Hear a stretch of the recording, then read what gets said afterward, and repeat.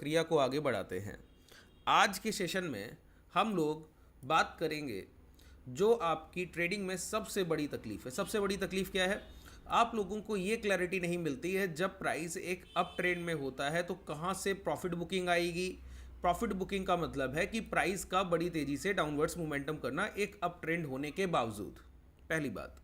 दूसरी बात, आपको ये क्लैरिटी नहीं मिलती है कि प्राइस में जहां से प्रॉफिट बुकिंग आएगी या रिट्रेसमेंट आएगा तो प्राइस लौट कर दोबारा हाई ब्रेक करेगा या फिर ट्रेंड रिवर्सल कर देगा। ठीक है, तो आपको दो आइडेंटिफिकेशन यहां पर सीखने होंगे। पहला ये कि प्राइस में प्रॉफिट बुकिंग कहां पर हैवली होगी। दूसरा ये कि जब प्राइस प्रॉफिट बुकिंग के लेवल पर आएगा तो वहां पर प्रॉफिट बुकिंग आपको दो इंडिकेशन देगी। पहला ये कि ये एक रिट्रेसमेंट है। रिट्रेसमेंट का मतलब होता है कि प्राइस चलता हुआ प्राइस थोड़ा बहुत गिरने के बाद दोबारा से लौट कर हाई ब्रेक कर देगा। दूसरी बात, अगर वही प्रॉफिट बुकिंग बड़ी हो गई, इसका मतलब है कि निचले स्तर पर खरीदने वाले इंस्टीट्यूशंस अपनी प्रॉफिट बुकिंग कर रहे हैं तो प्राइस रिट्रेसमेंट नहीं रिवर्सल करता है। रिवर्सल का मतलब है वो प्राइस बहुत तेजी से गिरेगा और पूरी सेलिंग का 60%, 80% या फिर पूरा 100% भी गिर सकता है, उससे ज़्यादा भी। तो ये क्या है? ये रिवर्सल है। रिट्रेसमेंट क्या है कि ऊपर से थोड़ी बहुत गिरावट हो गई, प्राइस दोबारा जाकर हाई ब्रेक कर रहा है। तो रिट्रेसमेंट और रिवर्सल को आइडेंटिफाई करना और टॉप पर आप वो पुल बैक जो आने वाला है उसको आप पहचान ले कि यहाँ पर मेरा ट्रेड बनेगा, वो बहुत ज़रूरी है। इसके लिए पहले हम लोग सीखेंगे बायर्स बिहेवियर, और बायर बिहेवियर को समझने के बाद फिर हम लोग समझेंगे नेगेटिव कंसोलिडेशन। अगर सक्षम हुआ आज के सेशन में तो ठीक है, नहीं तो नेक्स्ट सेशन को हम लोग इसको पार्ट 2 के लिए ले जाएंगे। ठीक है, तो सबसे पहले बायर्स बिहेवियर समझिए और सेलर्स बिहेवियर समझ के देखिए। एक तरफ मैं बायर्स को रखता हूं, एक तरफ मैं सेलर्स को रखता हूं। अब देखिएगा दोनों के डिफरेंसेस कि उनका व्यवहार कैसा है ये तो आप बता देंगे। बस मैं आपसे दो क्वेश्चंस करूंगा, ध्यान से सुनिए। मैं आपसे पूछता हूं कि अभी आपको हीरो मोटो में पोजीशंस बनानी है। हीरो मोटो का शेयर है, उसमें आपको पोजीशंस बनानी है। ठीक है, खरीदारी करनी है। मैंने आपसे बोला और मैंने अपने कम्युनिटी के सभी ट्रेडर्स से बोला कि आपको हीरो मोटो में पोजीशंस बनानी है, हीरो मोटो का प्राइस अच्छा है। ठीक है, जब मैंने कहा कि हीरो मोटो में बाइंग अपॉर्चुनिटी बन रही है तो आपने देखा, आप जैसे और कम्युनिटी ट्रेडर्स ने देखा कि हाँ हीरो मोटो की खरीदारी अब करनी चाहिए। तो हीरो मोटो की खरीदारी के लिए क्या चाहिए?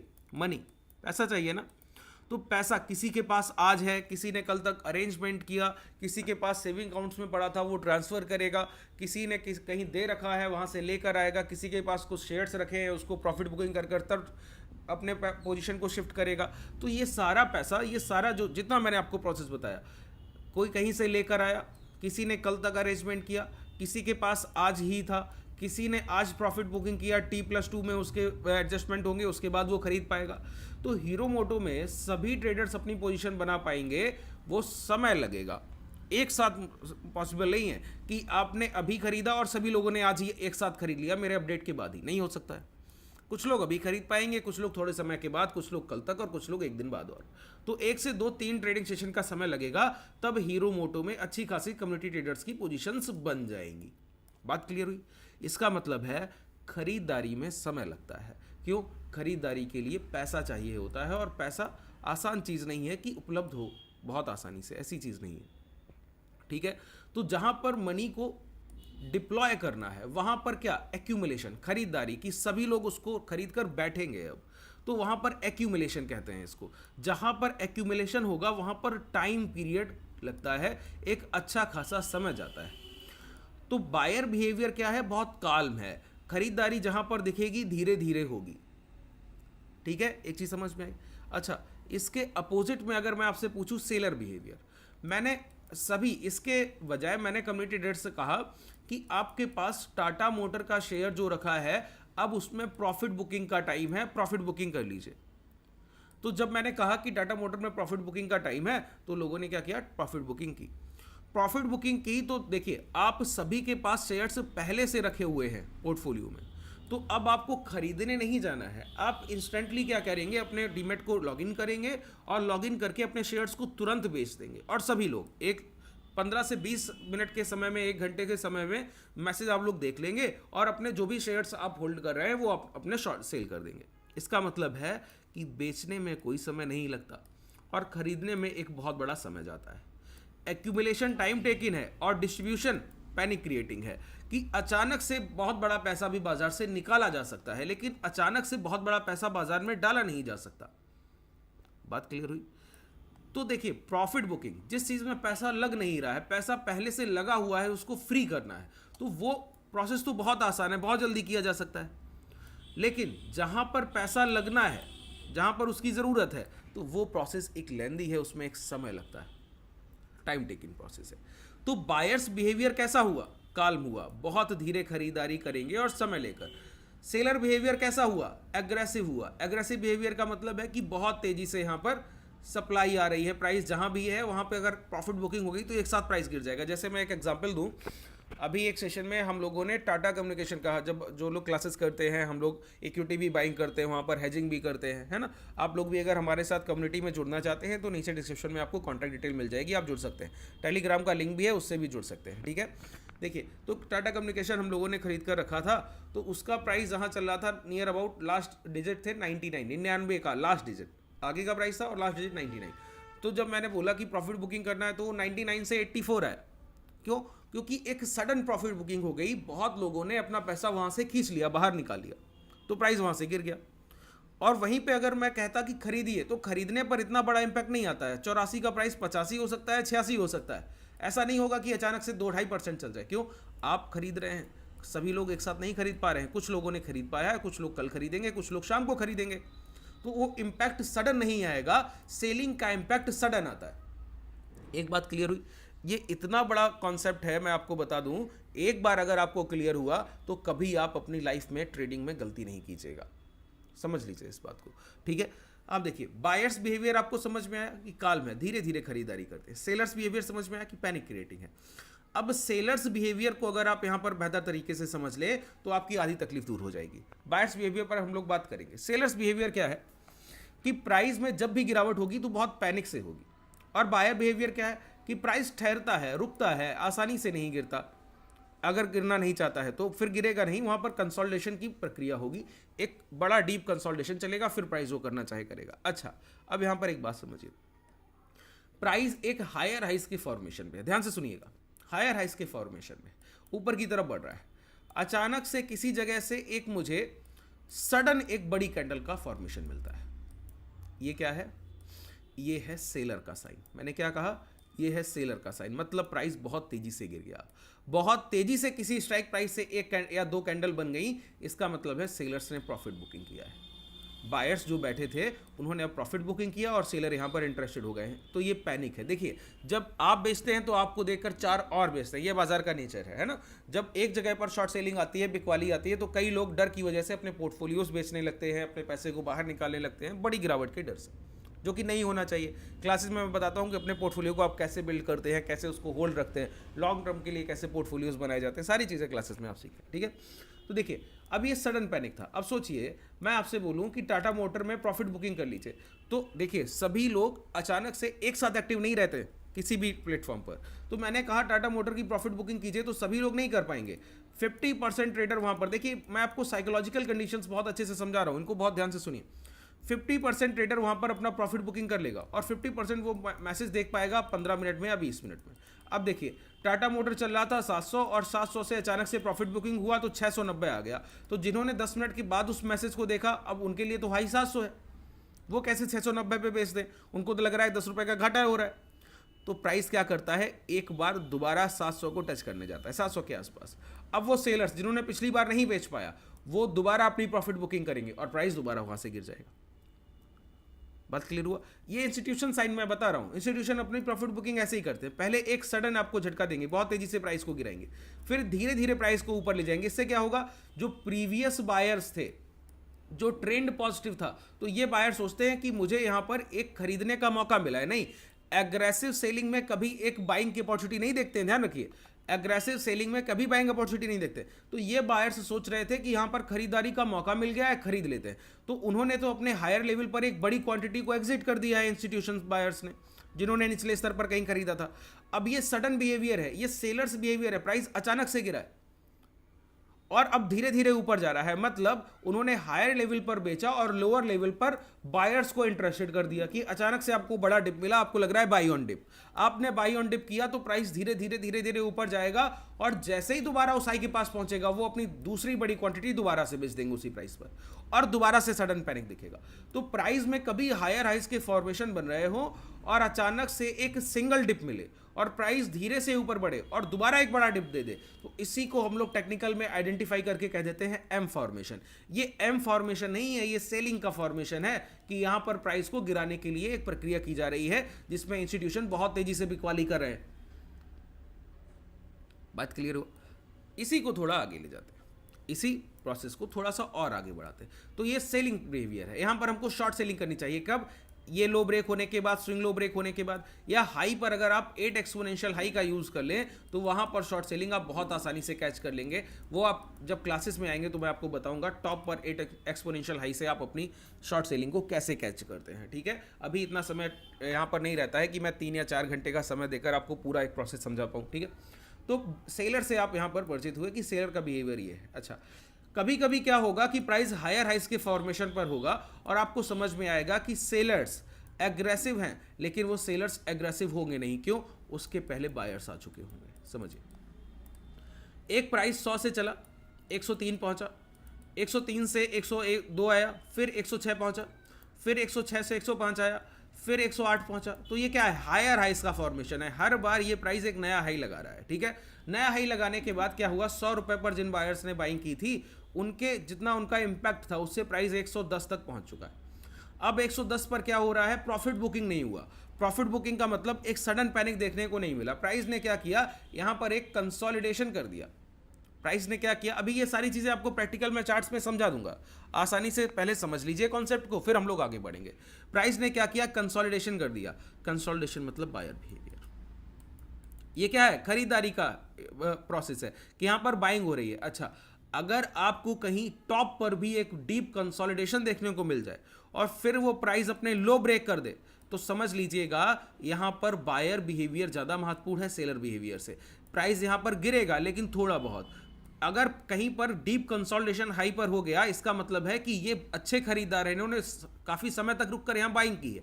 अब सोचिए, आप अगर इंस्टीट्यूशनल बायर हैं और आप कहीं पर प्राइस में बाइंग कर रहे हैं और वहां पर सेलर अचानक एग्रेसिव हो गया, तो आप क्या करेंगे? आप अभी पैसा धीरे धीरे लगा रहे थे, आपके पास पैसा तो है क्योंकि आप इंस्टीट्यूशनल बायर हैं, तो आप लोअर लेवल पर फिर कहीं खरीदारी करके प्राइस को दोबारा अपनी रेंज में ले आएंगे। तो जहां पर एक कंसोलिडेशन हो जाता है वहां पर कोई बड़ी प्रॉफिट बुकिंग नहीं होती, और जहां पर हाई पर कंसोलिडेशन नहीं होगा वहां पर बड़ी प्रॉफिट बुकिंग हो जाएगी। तो यहीं से आपको समझ में आएगा कि जहां पर हायर हाइस के फॉर्मेशन के बाद हाई पर एक कंसोलिडेशन चल रहा है तो वहां पर प्राइस रिवर्सल नहीं होगा, रिट्रेसमेंट हो सकता है। अब ध्यान से सुनिए, अब मैंने एक एक पॉइंट को जोड़ दिया। देखिए, जहां पर हायर हाइस के फॉर्मेशन के बाद, एक लाइन में बोल रहा हूं, बहुत ध्यान से समझ लीजिए, जहां पर हायर हाइस के फॉर्मेशन के बाद प्राइस हाई पर कंसोलिडेशन कर दे और फिर लो ब्रेक करे तो यहां रिट्रेसमेंट हो सकता है, रिवर्सल की पॉसिबिलिटी ना के बराबर। प्राइस थोड़ा बहुत नीचे आ सकता है लो ब्रेक करने पर, लेकिन लौट कर दोबारा वो हाई की तरफ जाएगा ही जाएगा, ये तय है। इसी तरीके से कोई प्राइस हायर हाइस के फॉर्मेशन पर है और अचानक से एक बिग रेड कैंडल बनाता है, ठीक है, अचानक से एक बिग रेड कैंडल बनाता है, इसका मतलब है कि यहां पर अब संभावना है कि ये रिवर्सल हो जाए रिट्रेसमेंट की जगह। संभावना है, पॉसिबिलिटी, पूरी तरीके से क्लियर नहीं है। पूरी तरीके से क्लैरिटी के लिए हमको 3-4 और यहां पर क्लैरिफिकेशन चाहिए होंगे, वैलिडेशन चाहिए होंगे, वो धीरे धीरे करके आप सीख जाएंगे। ठीक है, तो देखिए, अब इसको हम लोग एक एग्जाम्पल से समझ लेते हैं, एक उदाहरण लेते हैं, उससे हम लोग यहां पर इसको समझने की कोशिश करते हैं। जैसे देखिए, अच्छा, कंसोलिडेशन में एक चीज और समझिए, कंसोलिडेशन 2 तरीके से होता है। एक ये कंसोलिडेशन है, ठीक है, एक कंसोलिडेशन ऐसे भी है कि प्राइस धीरे धीरे गिर रहा है, धीरे धीरे नीचे आ रहा है, लेकिन बहुत तेजी से नहीं आ पा रहा है, तो ये भी एक कंसोलिडेशन है। अच्छा, एक कंसोलिडेशन नहीं है, क्या नहीं है? ये कंसोलिडेशन नहीं है, ये कंसोलिडेशन नहीं, ये स्ट्रेच है, ये खिंचाव होता है प्राइस में। जब प्राइस बहुत तेजी से हायर हाइस के फॉर्मेशन कर रहा हो फिर वो ऐसे हो जाए तो ये स्ट्रेच बोलते हैं। इसको क्या बोलते हैं? स्ट्रेच के बाद प्राइस तेज भी हो सकता है और वहां से एक डीप रेड कैंडल बनाकर बहुत तेजी से गिर भी सकता है, तो ये कंसोलिडेशन नहीं। एक पैरेलल अगर आप रेंज ड्रॉ करेंगे उसके अंदर प्राइस रुक रहा है तो वो कंसोलिडेशन जोन है। अगर आप एक फ्लैग की तरह प्राइस को ड्रॉ करेंगे, अगर आप फ्लैग पैटर्न को सीखना चाहते हैं टेक्निकल और साइकोलॉजिकल दोनों तरीके से, तो कमेंट सेक्शन में बताइएगा, मैं नेक्स्ट सेशन आपका फ्लैग पैटर्न पे करूंगा, ठीक है। इस सेशन के बाद अगला सेशन में फ्लैग पैटर्न पर आप लोगों के लिए लेकर आऊंगा। तो देखिए यहाँ पर प्राइस धीरे धीरे गिर तो रहा है लेकिन गिरावट हो नहीं रही है, तो ये बायर हर जगह खरीदने के लिए तैयार है इस वजह से, तो इसको भी हम लोग रिट्रेसमेंट कंसोलिडेशन मानते हैं। लेकिन ये एक स्ट्रेच है, खिंचाव, कि प्राइस ऊपर भी बढ़ रहा है ऊपर भी नहीं बढ़ रहा है, तो हर जगह बायर खरीद भी रहा है, उसका इंपैक्ट भी तेज नहीं हो रहा है ना। तो प्राइस में सेलर अगर कहीं पर आ गया और तेजी से एक कैंडल बनाया तो ये सारे बायर्स प्रीवियस अपने पोजीशंस काट कर भाग जाएंगे। तो ये क्या है, ये स्ट्रेच है, ये दो कंसोलिडेशन फेज में आते हैं और ये एक स्ट्रेच में आता है, बहुत ध्यान से समझिए। यहाँ पर देखिए मैं आपको दिखाऊं, सारे फॉर्मेशन यहाँ पर आपको देखने को मिल जाएंगे। देखिए प्राइस हायर हाइज के फॉर्मेशन पर, हायर हाइज के फॉर्मेशन पर है, ठीक है। अभी तक आपको कंसोलिडेशन देखने को नहीं मिला, स्ट्रेच है और हायर हाइज के फॉर्मेशन पर है। यहाँ पर आपको एक स्ट्रेच देखने को मिला है कि प्राइस ऊपर बढ़ रहा है। अब अचानक से प्राइस ने क्या किया, एक कैंडल बनाया। देखिए प्राइस जब भी गिरा तो तेजी से, यहाँ पर ध्यान से समझिए, प्राइस ने एक बड़ी कैंडल से, यहां पर कोई कंसोलिडेशन दिख रहा है क्या, नहीं दिख रहा है। प्राइस ने क्या किया, बहुत तेजी से एक लोअर साइड एक कैंडल बनाया और उस कैंडल के लो ब्रेक किए। तो मैंने कहा पहली प्रॉफिट बुकिंग हैवीली होनी चाहिए बिना किसी कंसोलिडेशन के, जो कि आपको देखने को मिली।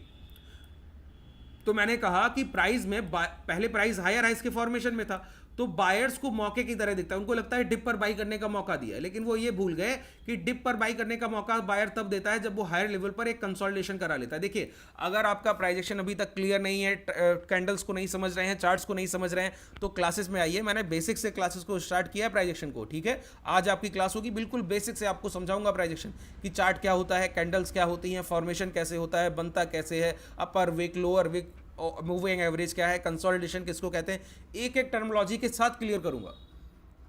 ये वो चीजें हैं, अगर आपको प्राइजेक्शन आता है उसके बाद आप इन चीजों को समझ सकते हैं, इससे आप कनेक्टिविटी रखेंगे, ठीक है।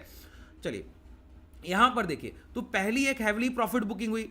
अब क्लियर हुआ कि आपको लग रहा है कि यहां पर क्या बाइंग अपॉर्चुनिटी, ये बाइंग अपॉर्चुनिटी नहीं, जब भी डीप कंसोलिडेशन हायर लेवल पर नहीं होगा और अचानक से एक प्रॉफिट बुकिंग हो जाएगी चलते हुए प्राइस में, इसका मतलब है कि ये प्रॉफिट बुकिंग और होगी और प्राइस और गिरेगा। तो प्राइस को दोबारा बायर्स ने यहां पहुंचाया और जिन्होंने पहली क्वांटिटी यहां पर अपनी हाफ बेची थी उन्होंने दूसरी क्वांटिटी यहां पर बेच दी, प्राइस ने लो ब्रेक किया और फिर क्या, दोबारा प्राइस हाई की तरफ जा रहा है, फिर एक बड़ी कैंडल का फॉर्मेशन। देखिए ये सब सेलर जोन है और सेलर जोन के पास कोई भी आप कंसोलिडेशन कर ही नहीं रहे हैं, बार बार पुल बैक के बाद रिट्रेसमेंट करा रहे हैं, पुल बैक के बाद अचानक से प्राइस को गिरा देते हैं। तो यहां पर फिर देखिए प्राइस ने क्या किया, थोड़ा सा ऊपर गया और फिर गिर गया। तो ये क्या है, सेलर बिहेवियर, ये पूरा प्राइस क्या है, सेलर बिहेवियर। अब आइए थोड़ा सा आगे बढ़ते हैं। यहां पर अगर आप गौर करें तो प्राइस की गिरावट धीमी हुई, ये एक देखिए कंसोलिडेशन का फेज बना, इसका मतलब है कि गिरते हुए प्राइस में बायर्स प्राइस को अब यहां संभालने की कोशिश कर रहे हैं। बायर बिहेवियर दिख गया ना, खरीदारों का व्यवहार आपको दिख गया ना। यहां पर जब आपको बायर्स बिहेवियर दिख गया तो मैंने कहा अब प्राइस में गिरावट होगी तो ज्यादा नहीं हो पाएगी, वो बायर कहीं ना कहीं से प्राइस को दोबारा टर्न अराउंड कर लेंगे।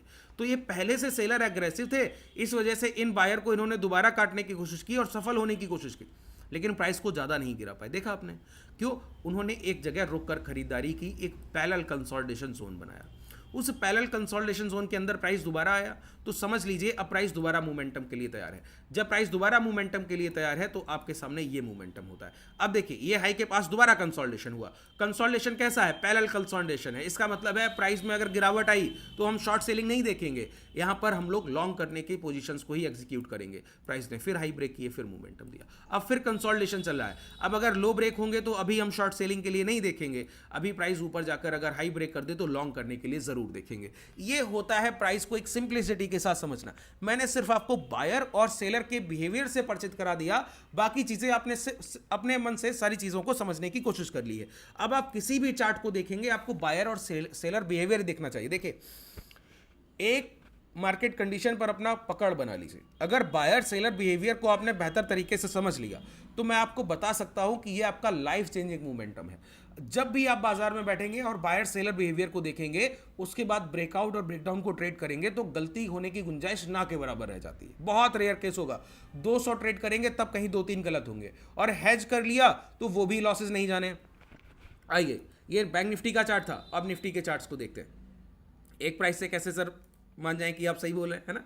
देखिए प्राइस हायर हाइज के फॉर्मेशन पे है, यहां पर देखिए डीप रेड, अचानक से प्राइस गिरा तो दोबारा टच करके फिर गिर गया, ठीक है। कोई कंसोलिडेशन यहां पर देखने को मिला बड़ा नहीं, प्राइस दोबारा गया, फिर एक कैंडल यहां पर सडन बनाया, तो प्राइस ने क्या किया, दोबारा यहां पर गिरावट की। अब देखिए क्या हो रहा है, अब यहां पर कंसोलिडेशन की शुरुआत होने लगी। क्या होने लगी है, कंसोलिडेशन की शुरुआत होने लगी, प्राइस एक फेजेस बनाने लगा। जब प्राइस फेजेस बनाने लगा है, इसका मतलब है प्राइस में गिरावट हो सकती है, क्योंकि सेलर यहां पर एग्रेसिव है, लेकिन बहुत बड़ी गिरावट हो ये नहीं है। तो हम लोग क्या करेंगे, हाई मार्क करके बैठेंगे लॉन्ग करने के लिए, या फिर प्राइस में कहीं लोअर साइड पे पॉजिटिव कंसोलिडेशन यहां पर देखने को मिल गया, ये सारी चीजें अगर हम लोग देखेंगे कि हम लोग शॉर्ट करने के लिए बैठे नहीं है, सिर्फ बाइंग अपॉर्चुनिटी देख रहे हैं, तो खरीदने के जो भी मौके मुझे लोअर साइड सपोर्ट के पास प्राइस आने पर दिखेंगे या कैसे भी दिखेंगे, तो वहां पर मैं बाइंग करने की कोशिश करूंगा, क्योंकि मैंने एक कंसोलिडेशन देख लिया। अब प्राइस ने क्या किया, वहां से मूवमेंटम किया, हाई ब्रेक किए, फिर मूवमेंटम किया। अब देखिए, अब यहां पर जब प्रॉफिट बुकिंग आ रही है तो पहले कंसोलिडेशन हुआ, फिर लो ब्रेक हो रहा है, मतलब प्राइस ज्यादा नहीं गिरेगा, कहीं ना कहीं से लौटकर दोबारा जोन में आएगा। तो देखिए प्राइस नहीं गिर पा रहा है, रिटेस्ट करने आया और रिटेस्ट करके फिर हाई को ब्रेक करने चला गया। तो ये एक सिंपल फॉर्मेशन है, क्या, बायर और सेलर बिहेवियर, सिर्फ आइडेंटिफिकेशन कि सेलर एग्रेसिव है और बायर का बिहेवियर काल्म है, खरीदारी धीमे धीमे होती है और सप्लाई तेजी से आती है। दोनों को आपने कनेक्टिविटी में रखा और संयोजन के साथ देखा तो आपको समझ में आया कि ये कितना इंपैक्टफुल है, कितना पावरफुल है। किसी भी, अब एक बात बताइए, प्राइस पर लास्ट ग्रिड लाइंस तक नहीं है, चार्ट्स पर पीछे की ग्रिड लाइंस तक मैं नहीं लगाता हूं, सेटिंग्स में जाकर यहां से ग्रिड लाइंस हटा देता हूं, सब देखिए वाइट मिलेगा आपको, ठीक है। और कोई भी टूल यूज नहीं कर रहा हूं, ना ही आरएसआई, ना ही moving average, simple price action पर बिलीव कीजिए और ट्रेड्स कीजिए और उसके रिजल्ट्स देख लीजिए। परिणाम इतने घातक होंगे कि आप कभी भी किसी भी टूल का इस्तेमाल करना भूल जाइएगा सर, ठीक है। इसी तरीके से आप मैजिकल कॉन्सेप्ट्स को और अच्छे से सीखना चाहते हैं, क्लासेस में ब्रीफली सीखना चाहते हैं और इसको कंटिन्यू, जैसे कि आज आपने सीखा तो कल मैं इसको आपको लाइव मार्केट में ट्रेड कराऊं, इस तरीके से आप इस पर प्रैक्टिस भी करना चाहते हैं तो हमारे कम्युनिटी ट्रेडर्स के साथ जुड़ सकते हैं। नीचे डिस्क्रिप्शन में आपके पास कॉन्टैक्ट डिटेल है। टेलीग्राम से जुड़ना चाहे तो वहाँ भी हमारे ट्रेडर्स के आप रिजल्ट्स देख सकते हैं, वहाँ भी जाकर आप देख सकते हैं। और कोई डाउट रह गया हो तो कमेंट सेक्शन में बताइएगा। धन्यवाद।